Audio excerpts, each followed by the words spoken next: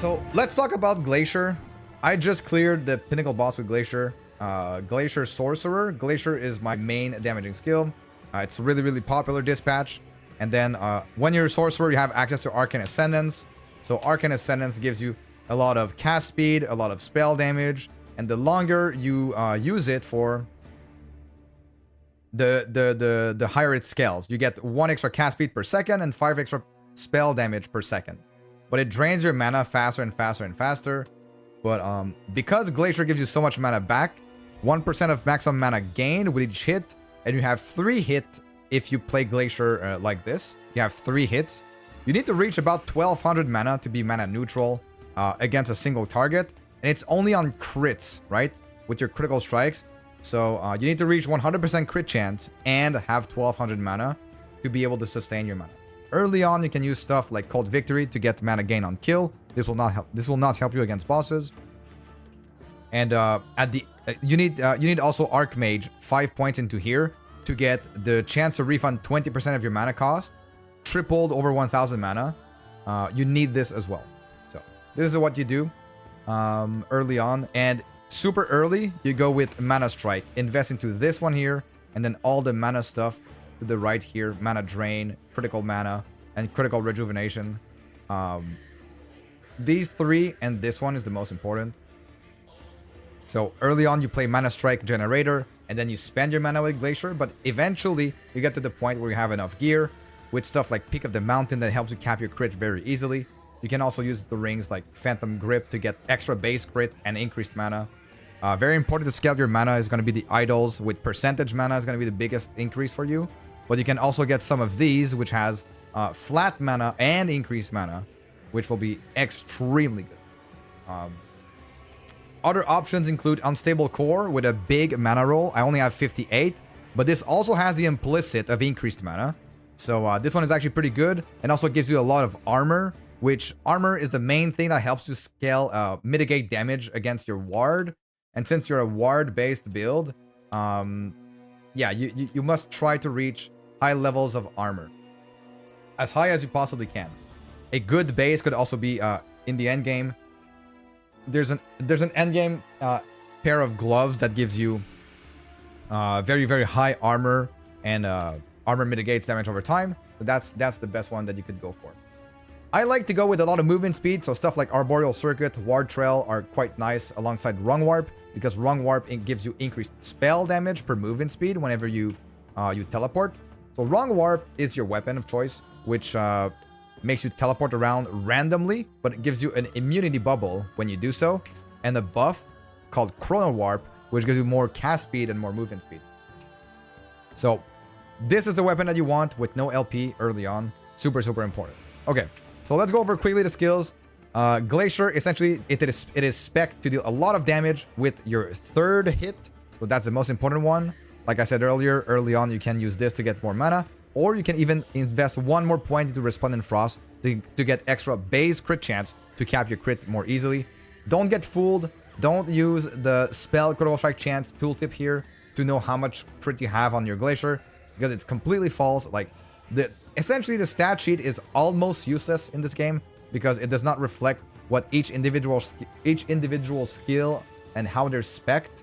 So I pretty much never use this. It can be useful sometimes, but like, don't trust it. Calculate how much crit you deal with Glacier. So that is what you do with Glacier early on. Cap your crit, most important, and then try to get as much mana as possible. Teleport is spec here for me. I just wanted for the armor. You could spec any other skill here if you wanted. It's not mandatory, but like, I go for the stat buff duration, the armor, and then I grab some water retention and some cooldown. Flame Ward, big defense skill. Essentially, you press it, you get a burst of tankiness, because yeah, it just mitigates a lot of damage here and here as well. I'm getting the 2nd charge. I'm converting to cold, and I'm getting 250% increased cold damage because it's converted here. So whenever I face a big a tough monster, I will use Flame Ward, Ice Barrage, and I will Arcane Ascendance, and I will spam Glacier. Why Ice Barrage? Because Ice Barrage gives us 60% more cold damage and less cold damage taken. This is the biggest thing. I'm trying different things with Glacier, with Ice Barrage here. I went initially for the increased cast speed whenever I freeze an enemy with Ice Barrage. Didn't feel like it was like really that crazy. So since we're scaling spell damage anyways, and we're scaling cold damage, why not try to deal a bit more damage with Ice Barrage? I just quickly spec'd into, you know, challenge the elements, Looming Frost, and then just more fire rate. Another important note here, Shattering Bulwark. When Ice Shield expires, it freezes nearby enemies. This is really nice. In my fight against Aberroth, I do use this to like interrupt one of his channeled abilities and basically skip that ability completely. So that is pretty nice. Then you have Arcane Ascendance. Arcane Ascendance gives you it makes all spells cost 5 extra mana to cast, 100% increased spell damage, and 50 cast speed. So this makes Glacier cost way more. It will cost 50 mana. So when you use Arcane Ascendance with Glacier, of course, you need even more mana to sustain, right? But it gives you a nice, very nice burst of damage early on when, you know, you're stacking mana on your gear, you're stacking intelligence, so you don't have a lot of room for increased damage. This means that Arcane Ascendance is pretty much all of your damage early on. You're going to increase spell damage here, spell damage per second, and cast speed per second. The rest is kind of like up to you. I go for the less mana drain. You could go for the cooldown. Slow chance against distant enemy. This one, slow chance against distant enemy and damage per slow.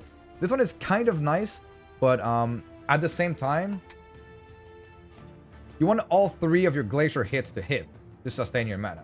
So you're pretty much a melee build kind of thing, because when you're right next to the monster, you need your first one to hit, your second one, and your third one. Your third one will hit even without any... Oop, that was pretty close. Your third one will hit even if the monster is right next to you. So you don't have to worry about this. But, yeah. So this is like up to you. What do you want to do with these points? Like the most important ones are this, this, and this. And I guess the mana drain. So either go for cooldown, haste, or this slow stuff here.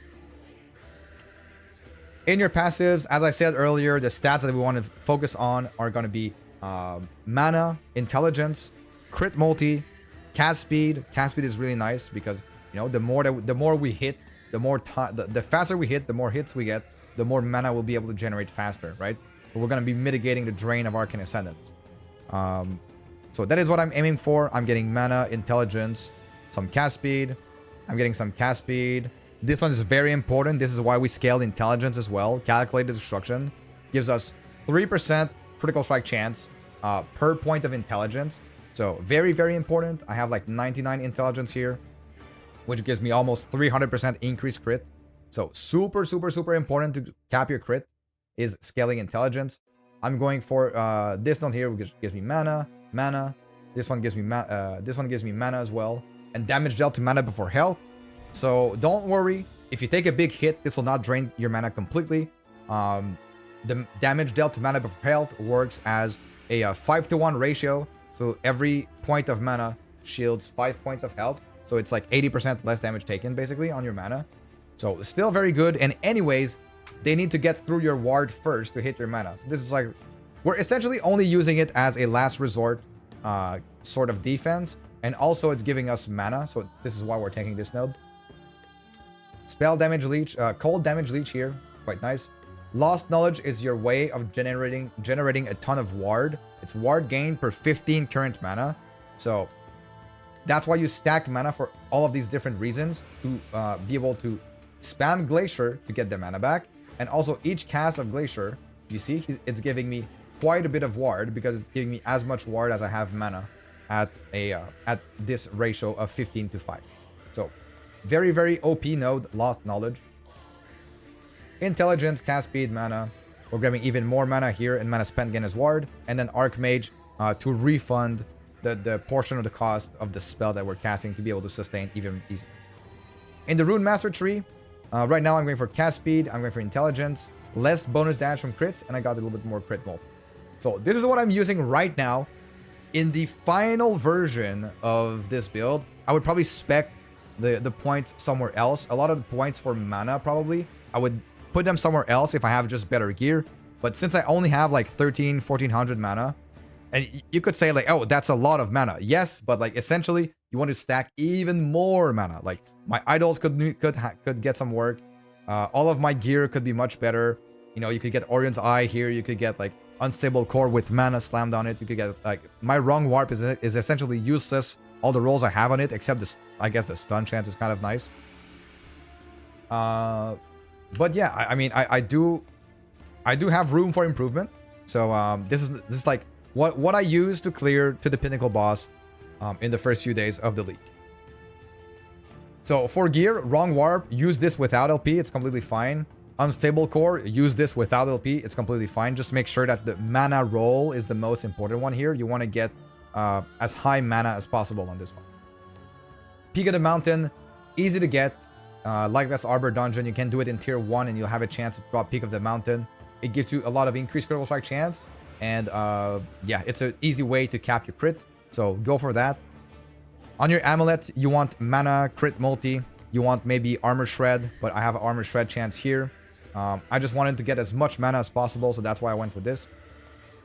A nice one that you could use as well is Bone Amulet to cap your res early on. Physical and necrotic res, good, very good.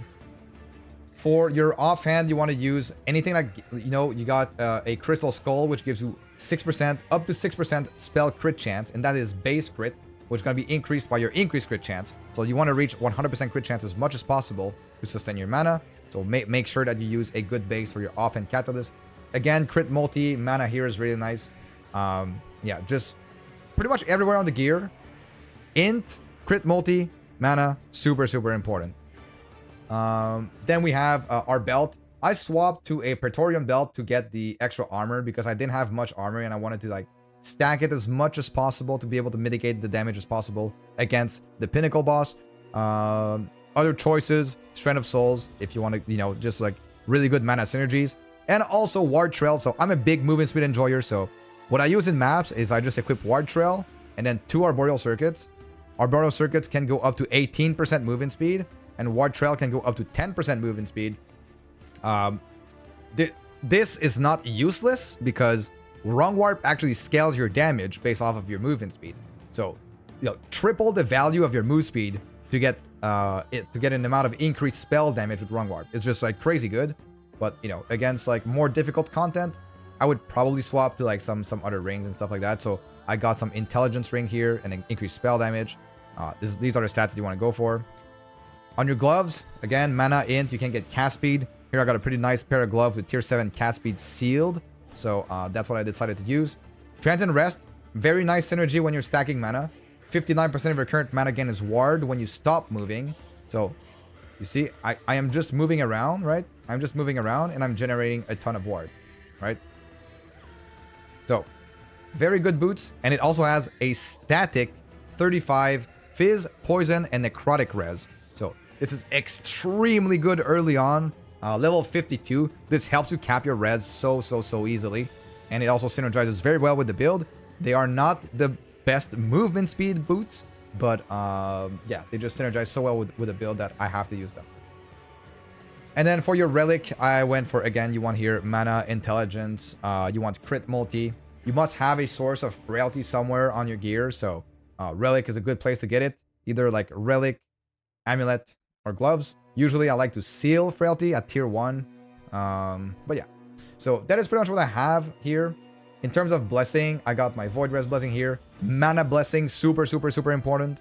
All res. Chance to shred, cold resistance on hit. And then a big flat armor roll. I think that pretty much covers the entire thing. We went over the skills, went over the gear. We talked about the passive. In terms of gameplay, I'll put some gameplay afterwards in this video. But yeah, overall, great start. Glacier starts strong as soon as you unlock it at level 5 or 6, I believe. And as soon as you have 5 points in your passive tree. It starts strong, kind of feels lackluster afterwards, and then it starts picking back up. Then it kind of feels lackluster again. And then once you unlock Arcane Ascendance, it starts feeling good. But only when you use Arcane Ascendance. And then when you have enough gear, it starts feeling great again. At the top end, it's an insane build. At the mid-end game stage, you can still feel like, hey, I have problems with my damage. Because like there's so many things to fix. You need to fix your mana. You need to fix your crit. You need to fix your spell damage. When you don't have proper gear I don't even call what I have proper gear. Like right now, I'm feeling okay, but it's not top tier in any way, right? But I mean, it does feel okay. I think I'm at like about 600 corruption right now. I'm still, I was just constantly increasing the corruption, and trying to farm some eyes to fight the pinnacle bosses, and yeah, Glacier just feels great. Hope you have a nice rest of your day, and I'll see you guys all in the next video.